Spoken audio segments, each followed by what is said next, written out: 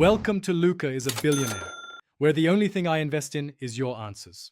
You already have your code open, so start by opening the Find or Replace panel with Ctrl+F, then press Ctrl+H to switch into Replace mode.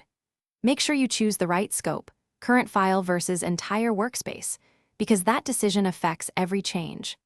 Once done, set matching options. Case sensitivity for exact matches, whole word to avoid substrings, and enable rejects only when you need pattern matching. Use a quick backup or commit first so you can revert if necessary. Now focus on the middle steps. Harness rejects for complex replacements. Capture groups like \W+, let you reorder or reuse parts of the match, and refer to them with $1, $2 in the replacement. If you need to change many files, open the global search with Ctrl+Shift+F, add file filters or exclude globs to narrow scope, and use the Replace All preview to inspect each match. Make sure to scroll through the preview pane, because confirming here prevents accidental wide-ranging edits. Finish by applying the replacements and immediately running tests or linters to catch regressions.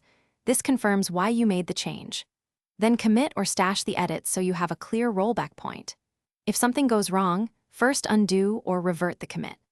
If a replace didn't work, make sure rejects mode is off or on as intended, check file encoding and read-only status, and verify that the folder isn't excluded by workspace settings. Those are the usual culprits. Thanks for watching and please subscribe. It's the best investment you'll ever make.